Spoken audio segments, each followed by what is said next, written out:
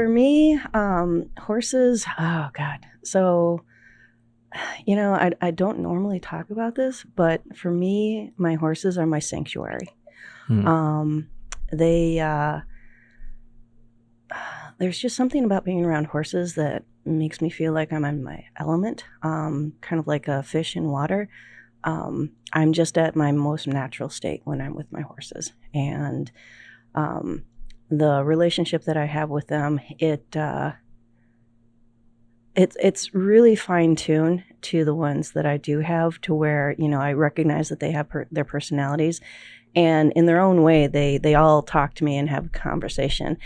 And it's such a subtle manner that they do it. So for example, I have one horse that was given to me because he was kind of a retired dressage and jumping horse and had lameness in his back end, and they just couldn't quite figure it out. So he basically was retired to being Uncle Amigo, and he.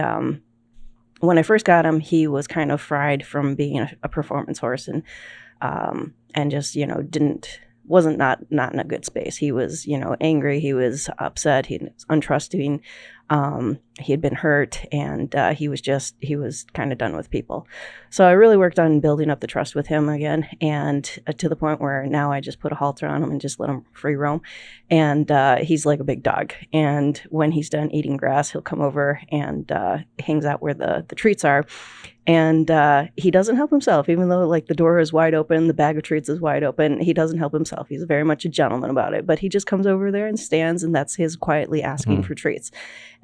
And he's got a really cool personality that way. And then when it comes to riding horses, it's I'm able to just feel kind of not just the body, but where they are emotionally.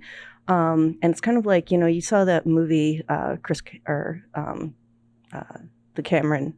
James Cameron movie. Cameron? Yep, Okay. where the Avatar, where they had these tales, and they would connect them into the animals, and then it would be like a mind meld. Uh-huh.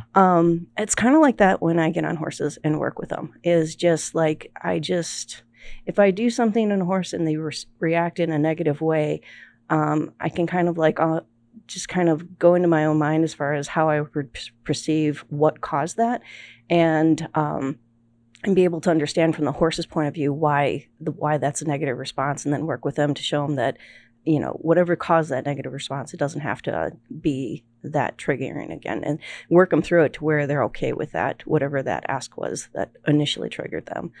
And it's really interesting, Yeah, for me, it's borderline magical. Yeah. I love it, and for me, I'm in my happy place when I'm with my horses. Yeah. Wow.